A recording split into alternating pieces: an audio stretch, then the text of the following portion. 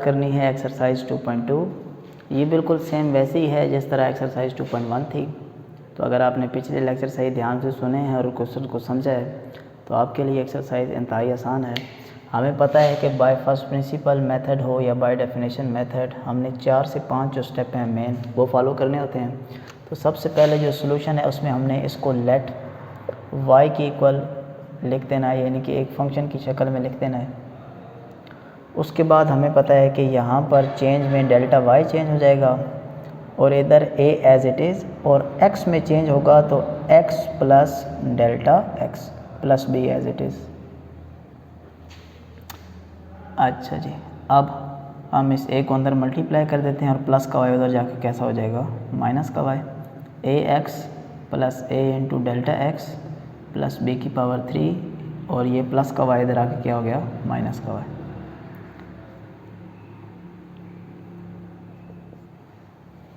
ax और b को मैं आपस में इकट्ठा लिख रहा हूँ और a और डेल्टा x को मैं अलग लिख रहा हूँ। उसकी वजह यह है कि जब मैं y की वैल्यू पुट करूँगा ax प्लस b की पावर 3, तो मेरी एक कोशिश होगी कि यहाँ पर और यहाँ पर ये वैल्यू सेम रहे।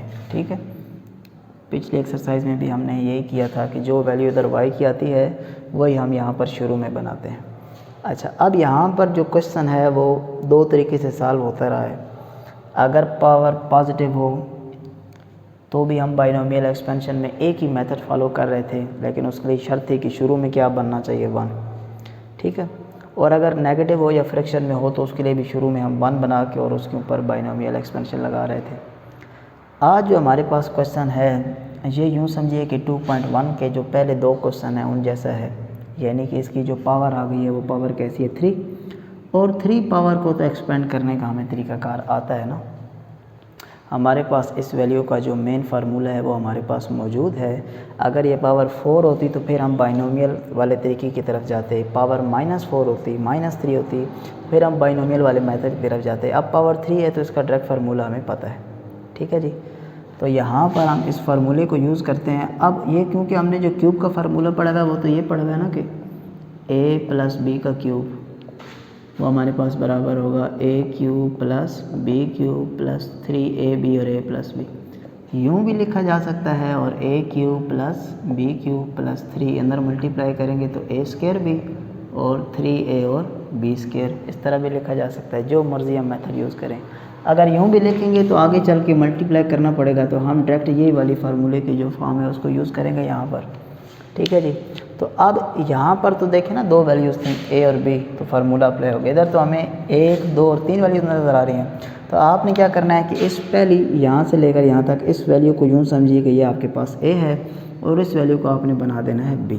और अब आपके पास बजाय 3 की कितनी वैल्यूज़ हो चुकी हैं, 2। तो अब इस पर लगाते हैं फार्मूला a क्यूब यानी कि ax प्लस b का क्यूब।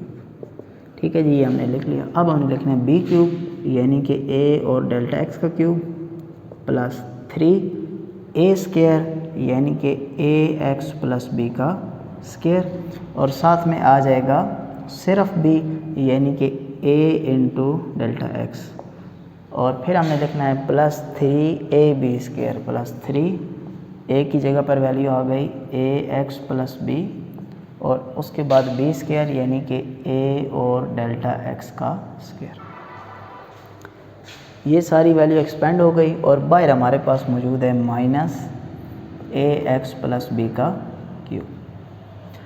ये फर्स्ट वैल्यू पॉजिटिव है, ये एंड वाली वैल्यू नेगेटिव है। ये तो हमारे पास आपस में क्या हो गई, ये कैंसिल हो गई। तो डेल्टा y हमारे पास आ गया, इसका क्यूब एक्सपेंड कर दी जाए तो a क्यूब और डेल्टा x का क्यूब। ठीक है जी, यहाँ पर हम क्या करते हैं कि 3 और a को इसके साथ लिख लेते हैं, और यहाँ पर आ गया ax प्लस b का स्क्वायर और साथ में हमारे पास आ गया डेल्टा x। और यहाँ पर इसका जब स्क्वायर एक्सपेंड करेंगे तो a का भी स्क्वायर हो जाएगा और डेल्टा x का भी स्क्वायर हो जाएगा। तो 3 यहाँ से जो a स्क्वायर बना वो इधर आ गया, ax plus b as it is, और इधर डेल्टा x का स्क्वायर जो था वो एज इट इज़ यहाँ पर आ गया। ये वैल्यू तो कैंसिल हो गई। ठीक है, यहाँ पे स्क्वायर एक्सपेंड करेंगे तो a के ऊपर स्क्वायर अलग है, इसके ऊपर अलग। a का स्क्वायर जो है उसको शुरू में लिख लिया और उसको इधर लिख लिया, थोड़ा तरतीब से लिखा है। यहाँ पर पहला स्टेप होता है लेट y की इक्वल, फिर x में चेंज लाते हैं तो y में चेंज होता है, y उधर लेकर जाते हैं, y की वैल्यू पुट करते हैं, यहाँ पर कैलकुलेशन होती है जो कि हम मैक्सिमम कैलकुलेशन कर चुके हैं। तो नेक्स्ट स्टेप होता है कि आपने यहाँ से जो डेल्टा x है उसको क्या ले लेना है, कॉमन। तो यहाँ से हम डेल्टा x जब कॉमन ले लेंगे तो पहली वैल्यू के पास बच गया a क्यूब और साथ में आ गया डेल्टा x का स्क्वायर, क्योंकि 3 वैल्यू थी ना, एक कॉमन आ गई, plus 3a as it is और ax प्लस b का whole square as it is. इसके पास तो एक ही डेल्टा x था, वो तो किधर चला गया, कॉमन चला गया, तो वो वैल्यू वहीं की वहीं रह गई, यानी कि ये जैसी थी वैसी की वैसी रह गई, ये तो बाहर कॉमन चला गया। आगे फिर यहाँ से जब आप डेल्टा x कॉमन लेंगे तो इधर स्क्वायर है तो एक डेल्टा x इधर बच जाएगा, ठीक है जी। और उसके बाद जो नेक्स्ट स्टेप होता है वो ये होता है कि हमने इसको डेल्टा x के साथ डिवाइड कर देना है, तो delta y over delta x, इधर ये हमारे पास सारे का सारा क्वेश्चन सेम रहेगा।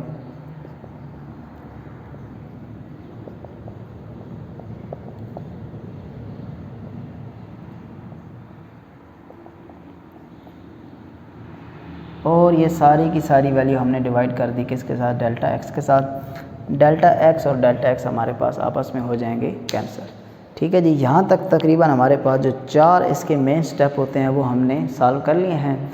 अब जो नेक्स्ट स्टेप है वो ये होगा कि हमने क्या करना है कि जहाँ जहाँ पर डेल्टा x है वहाँ पर लिमिट अभी हमारे पास अप्लाई होगी, ठीक है जी। Delta y over delta x, last step होता है delta x approaches to 0, limit delta x approaches to 0। तो ये जो एक्सप्रेशन हमारे पास बच गया इसमें हमने लिमिट अप्लाई करनी है। जब हम यहाँ पर लिमिट अप्लाई करेंगे तो गौर करें, डेल्टा x की जगह क्या पुट होना है, 0। ये तो ख़त्म हो चुका है ना, इधर डेल्टा x है, ये 0 होगा तो ये सारे को 0 कर देगा। इस सेकंड एक्सप्रेशन में कहीं भी डेल्टा x नहीं है, थर्ड वाले एक्सप्रेशन में फिर डेल्टा x है तो ये भी 0 हो जाएगा। इसका मतलब है जैसी limit delta x approaches to 0 put होगी ये भी ख़त्म और ये भी ख़त्म, सिर्फ हमारे पास ये बच जाएगा और इसी को बोला जाएगा कि ये हमारा डेरिवेटिव है, ठीक है जी। वैल्यूज़ कैंसिल होने के बाद जो फर्स्ट वैल्यू बची वो बची a क्यूब डेल्टा x का square plus 3a ax plus b का स्क्वायर, और तीसरी वैल्यू थी 3a square ax plus b और डेल्टा x। जब इस पे हम लिमिट अप्लाई करेंगे डेल्टा x अप्रोचेस टू 0, तो यहाँ पर भी डेल्टा x है, ये भी 0 हो जाएगा, यहाँ पर भी डेल्टा x है, ये पूरी टर्म 0 हो जाएगी, यहाँ पर कहीं डेल्टा x नहीं है तो ये हमारे पास वैल्यू जो है वो बच जाएगी। और हमें पता है लिमिट अप्लाई करने के बाद इसको कहते हैं derivative of y with respect to x।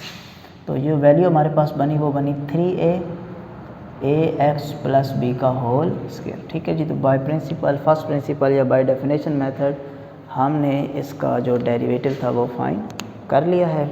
अब सेम इसी तरह से हमारे पास, ये तो पार्ट 1 था, अभी हमारे पास आ जाएगा जी इसी का क्वेश्चन नंबर 2, वो भी हमने सेम चीज़, बस अगर आपको जो 2.1 है वो अगर आती है तो फिर ये क्वेश्चन सॉल्व करने आपके लिए मुश्किल नहीं है।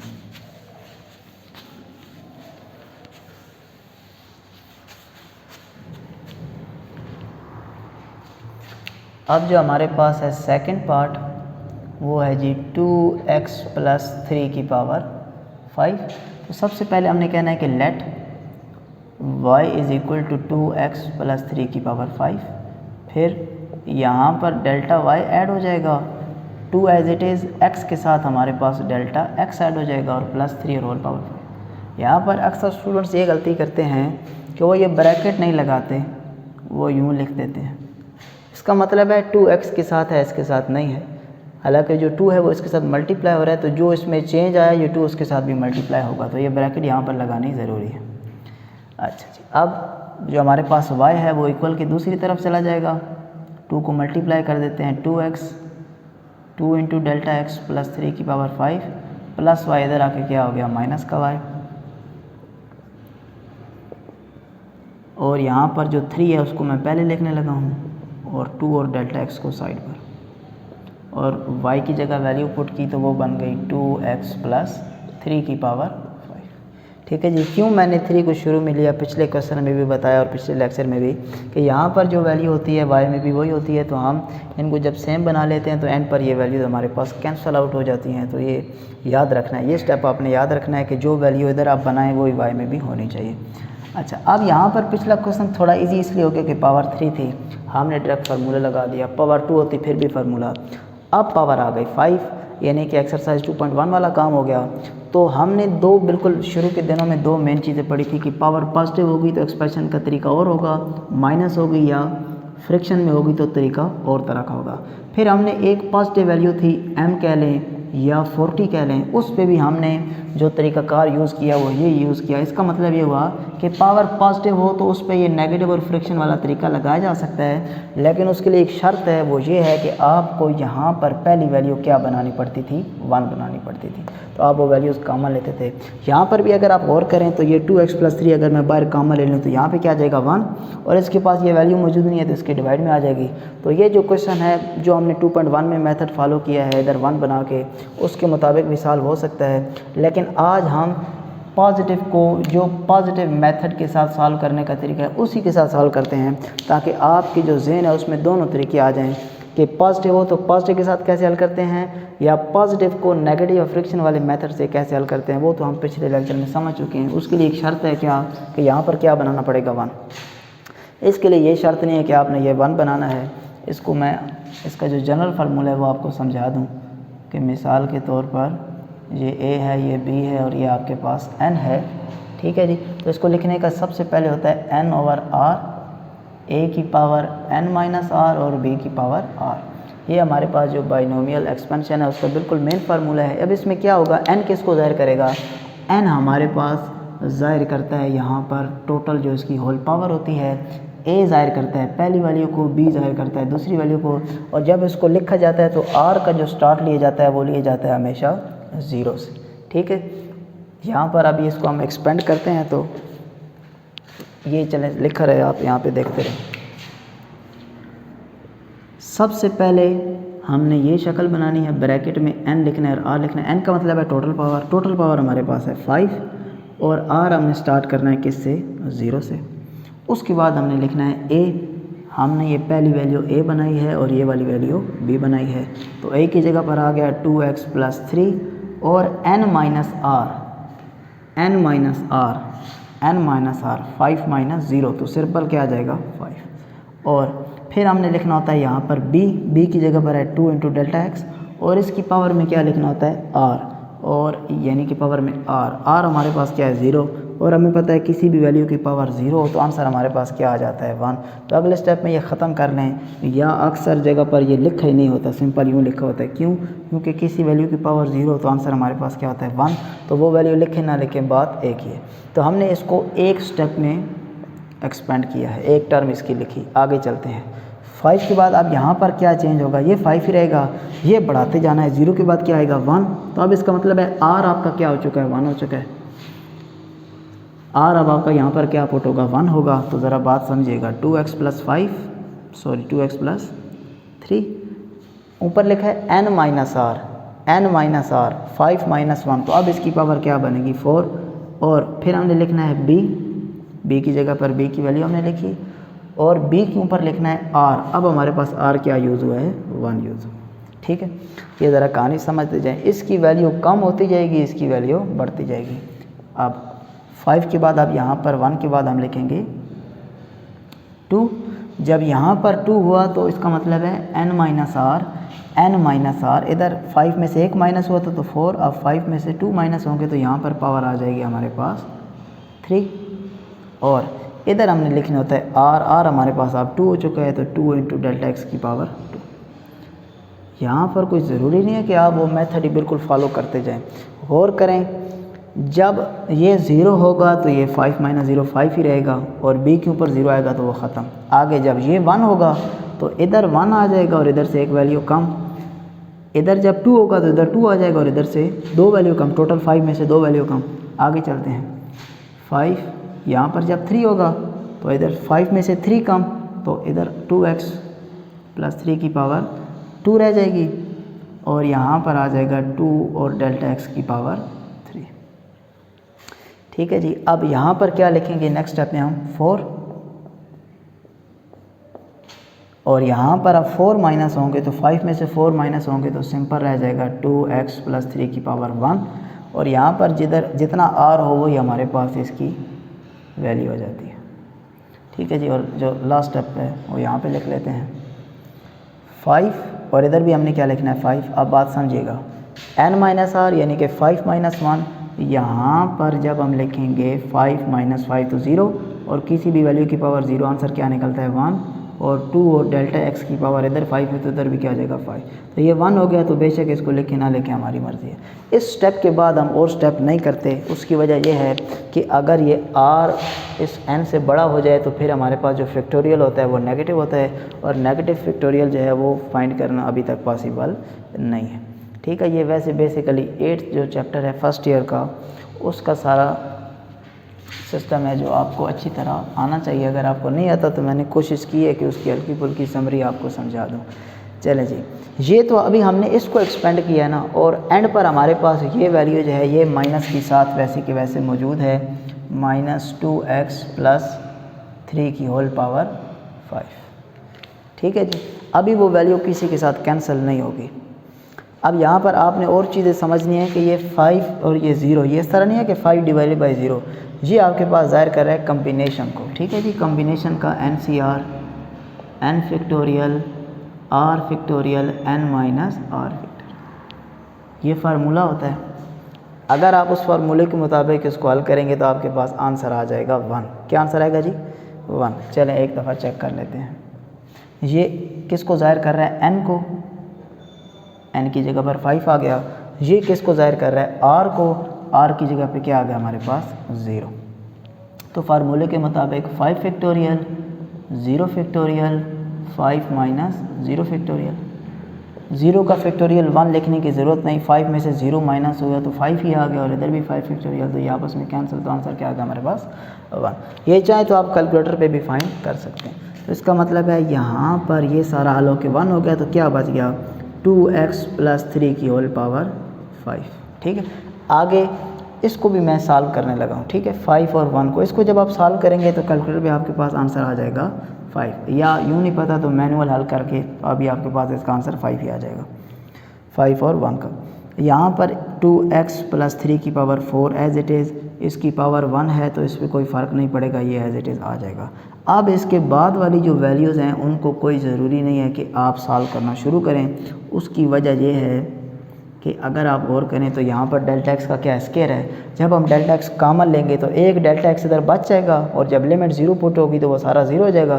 तो कोई ज़रूरत नहीं है यहाँ पर टाइम वेस्ट करने की और इसको कैलकुलेट करने की, क्योंकि जब लिमिट अप्लाई होगा तो ये सारा 0 हो जाएगा। तो 5 2 और 2 डेल्टा एक्स का स्क्वायर मौजूद है। ठीक है। ये चलें इसको थोड़ा सा अगर एक्सपेंड करना चाहें स्क्वायर को, तो 2 का स्क्वायर 4 हो जाएगा, और साथ में आ जाएगा डेल्टा एक्स का स्क्वायर। ये 5 और 3 ऐसे ही रहने दीजिए। 2x की पावर 3 स्क्वायर ऐसे भी 2 की पावर 8 हो जाएगा, और साथ में आ जाएगा डेल्टा x का क्यूब। ठीक है जी। यहाँ पर अब ये जो दो वैल्यूज़ हैं यूँ समझिए कि ये एज इट इज़ ही हैं, प्लस ये वाली वैल्यू और प्लस 5 ओवर 5 जब आपके पास हो तो आपने याद रखना है कि आपके पास जो आंसर है वो 1 ही आएगा। ठीक है। कैलकुलेटर पे जब हल करेंगे किसी वैल्यू की पावर 0 तो भी आंसर 1, और इसकी पावर 5 है, इसको चलें ऐसे ही रहने देते हैं। ये 2 की पावर 5 हमारे पास 32 हो जाएगा, और साथ में आ जाएगा डेल्टा एक्स की पावर 5, और एंड पर आ गया 2x प्लस 3 की पावर 5। ठीक है जी। यहाँ पर ये सिर्फ खाली ये एक स्टेप मैंने नहीं लिखा, ये मौजूद है, इसको भी सॉल्व कर दिया, और वो एंड पर वैसे की वैसे वैल्यू हो गई। अब अगर आप पहली वैल्यू पे गौर करें और लास्ट वैल्यू पे गौर करें तो ये वैल्यूज़ आपस में क्या हो जाएंगी? कैंसल आउट हो जाएंगी। ये जो मेथड है ना पॉजिटिव वाला, इसमें अब आपको बस ये देखिए कि टर्म्स थोड़ी सी ज़रा ज़्यादा एक्सपेंड करके लिखनी पड़ती हैं। ठीक है जी। और अगर इसी को हम यहाँ से ये कॉमन लेकर वो नेगेटिव या फ्रैक्शन मेथड से हल करते तो भी आपका आंसर सेम आता, लेकिन उसमें जो कैलकुलेशन के पॉइंट्स थे वो थोड़े से कम हो जाते। लेकिन हमें क्योंकि सारे मेथड आने चाहिए इसलिए हमने दोनों मेथड्स को सॉल्व कर लिया। अब क्वेश्चन में पॉजिटिव आए तो दिल है तो आपका पॉजिटिव से हल करें, या यहाँ पर 1 बना के और उसको नेगेटिव या फ्रैक्शन मेथड से हल करें, जो आपको मेथड ईजी लगे। ये 5 इधर बच गया क्योंकि ये वैल्यू तो कैंसिल हो गई, साथ में आ गया 2x और 3 की पावर 4 और चलें ये 2 और ये 5 आपस में मिलकर क्या बना देते हैं हम यहाँ पर 10 बना देते हैं। तो इधर सिर्फ बच गया हमारे पास डेल्टा एक्स। ठीक है, इस वैल्यू को तो हमने कहा था कि सॉल्व करने की ज़रूरत नहीं है। 2x + 3 की पावर 3। ठीक है जी, साथ में आ गया 4, साथ में आ गया डेल्टा एक्स का स्क्वायर, उसके बाद है 5, 3, 2x की पावर स्क्वायर, ये 8 एज इट इज़, यानी कि जो कुछ लिखा पड़ा है हम सारे का सारा वैसे ही वैसे लिख रहे हैं। ये जो टर्म हमने नहीं लिखी थी वो हमारे पास है 5, 4, 2x + 3 की पावर 1 1 होता है, 2 की पावर 4 हमारे पास 16 हो जाएगा और साथ में आ जाएगा डेल्टा एक्स की पावर 4। अच्छा, ये जब हमने हल किया तो ये भी बन गया 1, ये भी बन गया 1, तो रह गया 32 डेल्टा एक्स की पावर 5 और ये वैल्यू हमारे पास जो है वो कैंसिल हो गई। ठीक है, कैलकुलेशन थोड़ी सी ज़्यादा है, बस आपने ध्यान से देखनी है। जब आप यहाँ पर इस स्टेप तक पहुँच जाएंगे तो फिर उसके बाद जो स्टेप होता है वो ये होता है कि हमने जो डेल्टा एक्स है वो यहाँ से कॉमन लेना होता है। ठीक है जी, तो यहाँ पर जैसे ही हम डेल्टा एक्स कॉमन लेंगे तो ये डेल्टा एक्स इससे कॉमन निकला तो इसके पास बच गया 10 बच गया, फिर हमारे पास आ गया जी 2x + 3 की पावर 4, क्योंकि डेल्टा एक्स कॉमन आ चुका है। उससे अगले स्टेप में 5, ये 2 एज इट इज़, यहाँ पर आ गया 2x + 3 की पावर 3, 4 एज इट इज़। ये डेल्टा एक्स का स्क्वायर है ना, तो एक डेल्टा एक्स कॉमन हुआ तो यहाँ पर एक डेल्टा एक्स रह जाएगा, फिर 5, 3, ये वैल्यू एज इट इज़। यहाँ पर डेल्टा एक्स का क्यूब है तो एक कॉमन लिया तो डेल्टा एक्स का स्क्वायर रह गया। ठीक है जी, यहाँ पर डेल्टा एक्स की पावर 4 है, एक कॉमन लेंगे तो डेल्टा एक्स की पावर 3 रह जाएगी, और यहाँ से डेल्टा एक्स 5 है तो एक कॉमन लेने के बाद डेल्टा एक्स की पावर 4 आ गई।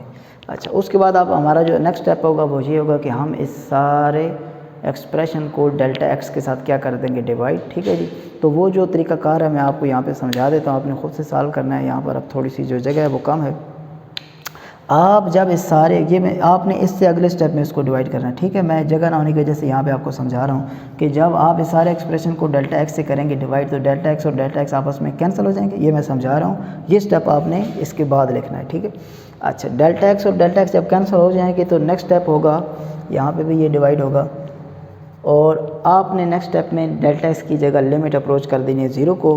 तो ये जो पहली टर्म है इसमें कहीं भी डेल्टा एक्स नहीं है, यहाँ पर डेल्टा एक्स है, यहाँ पर है, यहाँ पर है, यहाँ पे, तो ये सारे का सारा एक्सप्रेशन यहाँ तक जब delta x limit approaches to 0 put होगा तो ये सारा क्या बन जाएगा, 0। तो इसका मतलब है आपके पास जो एंड पे रिज़ल्ट बनेगा वो सिंपल ही आ जाएगा।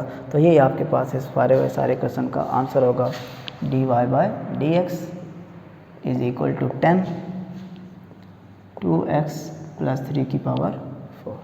ठीक है जी, यहाँ से मैंने आपको स्टेप समझाए हैं। ये स्टेप बिल्कुल सेम है जो आप 2.1 में हमने जो 5-6 क्वेश्चन किए उन पे भी यूज़ किया, आज 2.1 2.2 का जो पहला क्वेश्चन था उस पर भी यूज़ किया। तो यहाँ से आगे बहुत सिंपल है, तो इसके बाद आपने जो क्वेश्चन है वो ख़ुद से सॉल्व करना है। ठीक है जी, तो इंशाल्लाह नेक्स्ट लेक्चर में इसकी और क्वेश्चन है वो भी सेम है इसी पैटर्न से, तो उनको सॉल्व करेंगे। अल्लाह हाफ़िज़।